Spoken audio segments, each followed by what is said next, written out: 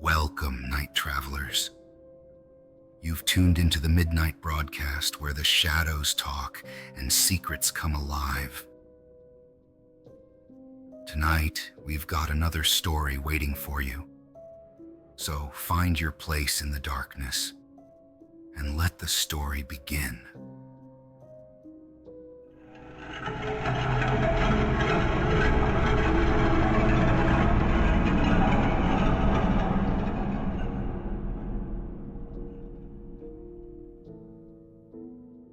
The first time it happened, I didn't think much of it.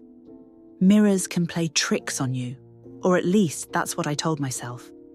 But now, as I sit here, staring at my reflection, I know the truth. It's not just me in the mirror anymore. I moved into my new apartment 2 months ago.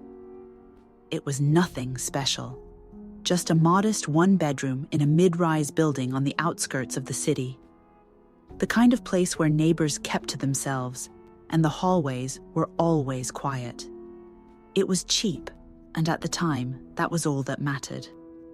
I needed to get away from my old life, and this place seemed like a perfect escape. My name is Lena, and for as long as I can remember, I've been a skeptic. Ghosts, haunted houses, creepy stories, they never did anything for me. If something couldn't be explained by logic, then it didn't exist. That's how I've always thought. But things have changed. It started on an ordinary night, about a week after I moved in. I had just gotten out of the shower and was brushing my teeth when I noticed something odd in the bathroom mirror. At first, it was barely perceptible, just a slight flicker in my reflection, like a lagging video. I blinked a few times, thinking it was my tired eyes playing tricks on me, but then it happened again. As I stared at myself, I noticed that my reflection's movements were slightly off. It was subtle, just a fraction of a second delay in the way it moved compared to me. When I lifted my toothbrush, the reflection followed, but not at the same speed. It lagged, as if struggling to keep up with me. I frowned, leaned in closer, and waved my hand in front of the mirror. This time, my reflection matched me perfectly. I shrugged it off, figuring it was just my imagination. Maybe I was overtired. I'd been dealing with the stress of the move and adjusting to a new job. A good night's sleep would fix it, I told myself.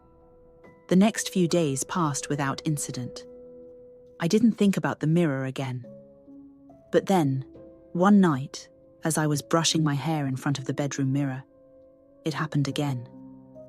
This time, it was worse. My reflection didn't move at all. I froze, the hairbrush still in my hand, staring at the mirror in shock. I could see myself standing there, but my reflection just stood still, staring back at me. My chest tightened with fear as my reflection's eyes locked onto mine.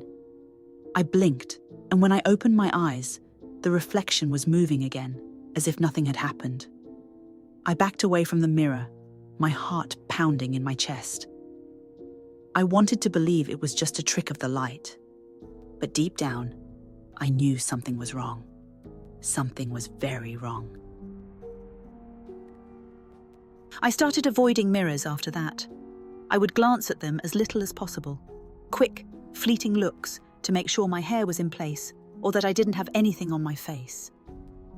But every time I caught sight of my reflection, I felt like it was watching me, studying me, like it knew something I didn't. One evening, after a particularly long day at work, I came home feeling drained.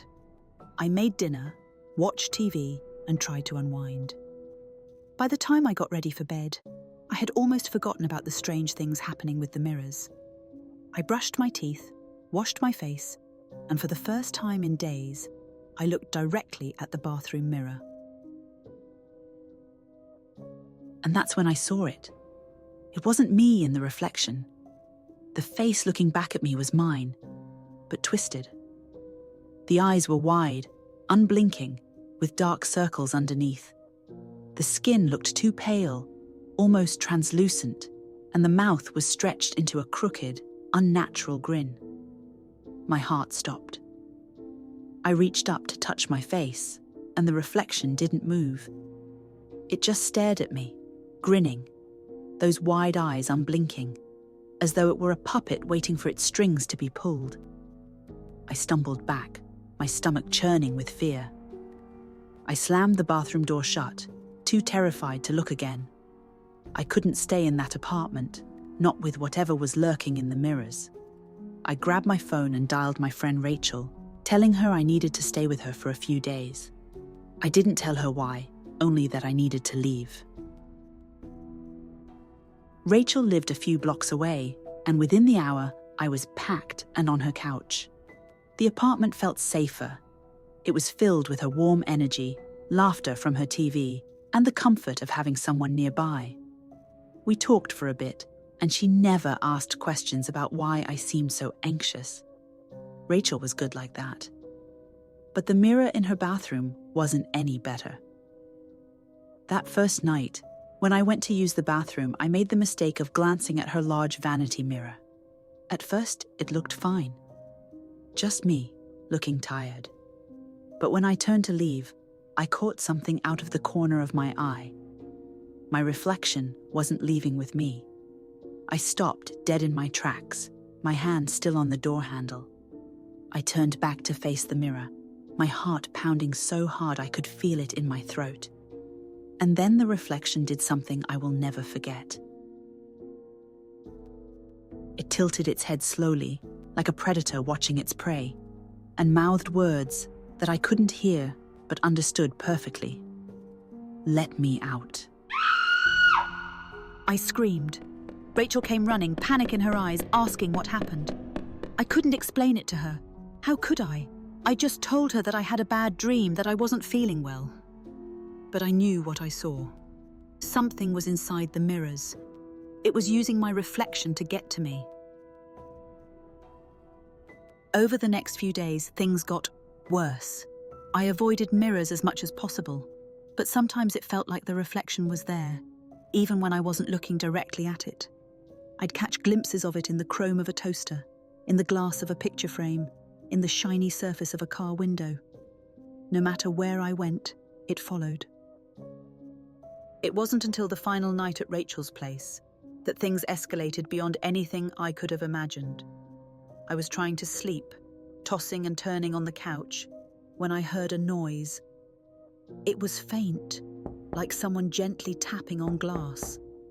At first, I thought it was coming from the window, maybe a tree branch hitting the pane.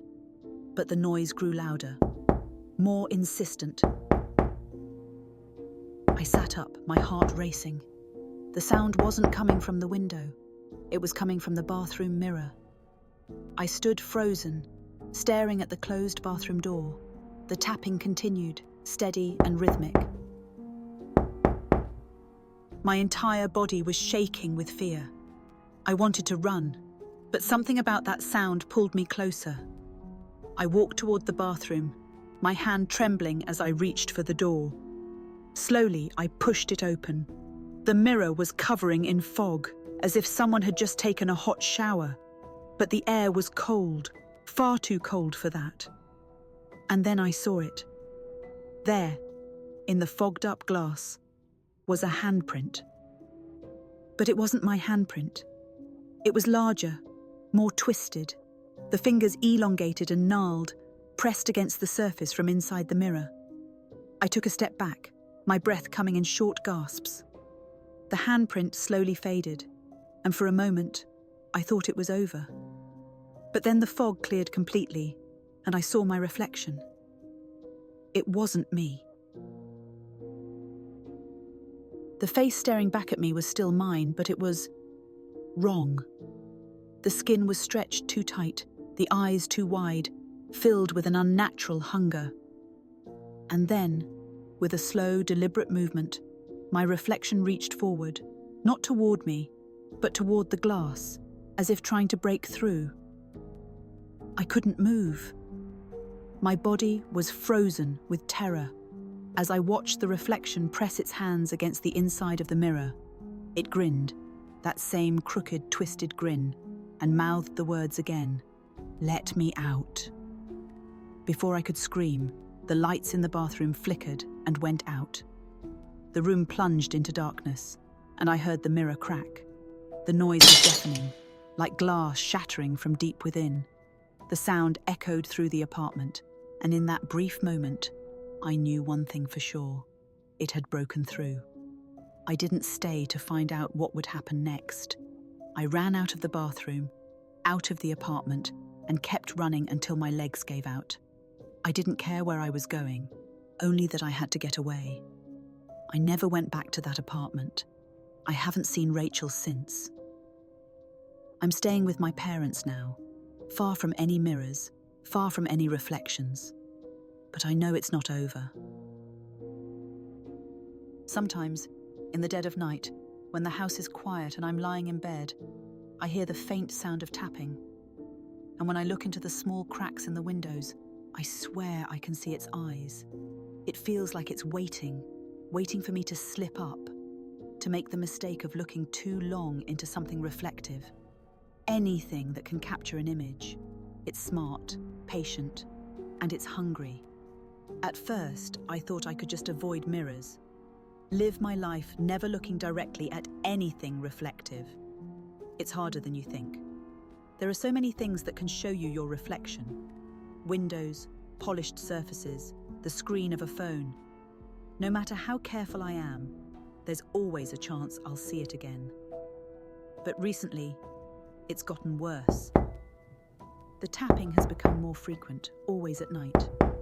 It starts soft, barely noticeable, but it grows louder. Every time I hear it, it feels closer, like it's just inches away from me. Sometimes it's coming from my bedroom window. Other times, it's the bathroom mirror. Last week, I heard it from the TV screen, though it wasn't even turned on. I tried to explain it to my parents, but how do you tell someone that there's something in the mirrors? Something that looks like you, trying to break through? They don't believe me, of course. Why would they? To them, I'm just stressed, maybe even traumatized after whatever it was I went through in the city. They've offered to get me help, to see a therapist. I know they mean well, but therapy can't fix this. It's not in my head. The final straw came a week ago. I was in the kitchen, making tea, and my mother was at the counter, her back to me. The sunlight was streaming in through the window, making everything seem so normal. For a moment, I felt safe, like maybe I had outrun it. Maybe I was just being paranoid. And then I saw her turn toward me, just a slight motion, out of the corner of my eye. Something in her face was wrong. I felt my heart skip. My hand tightened around the handle of the mug I was holding. I looked at her, really looked at her, and for a moment, she seemed completely normal. But then her eyes flicked to the side, and I knew. It wasn't my mother. Her face, her expression, was too calm, too still. Her mouth twitched ever so slightly, and I saw that familiar crooked grin spreading across her lips. My breath caught in my throat. Slowly, too slowly, she raised her hand and pointed toward the kitchen window.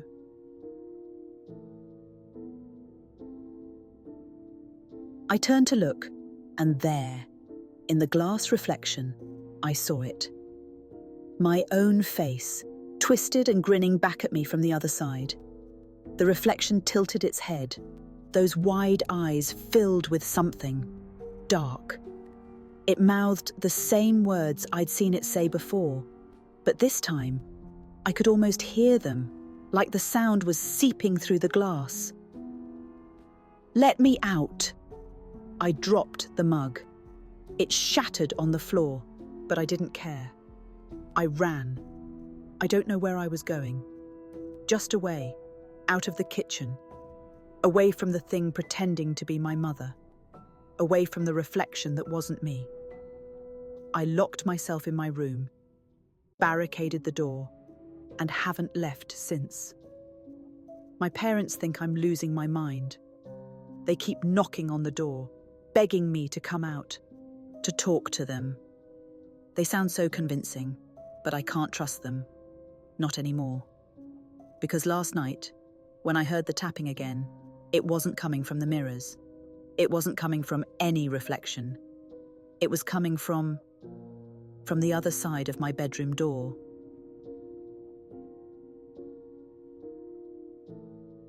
I haven't seen the sun in days.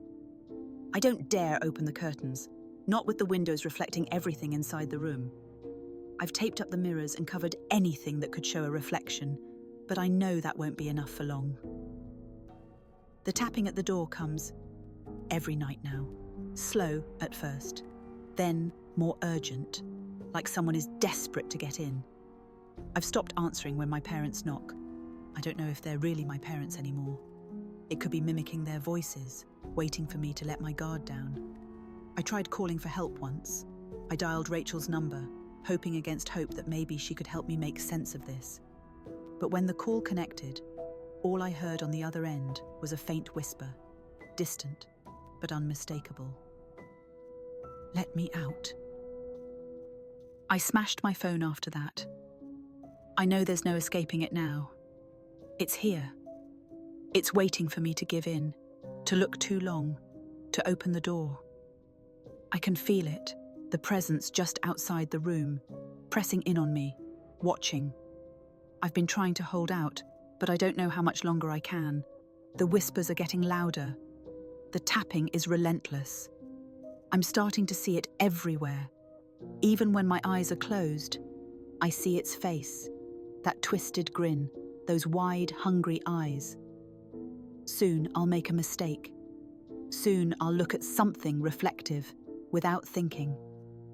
And when I do, it will be there, waiting for me, because it wants out. And I don't think I'll be able to stop it.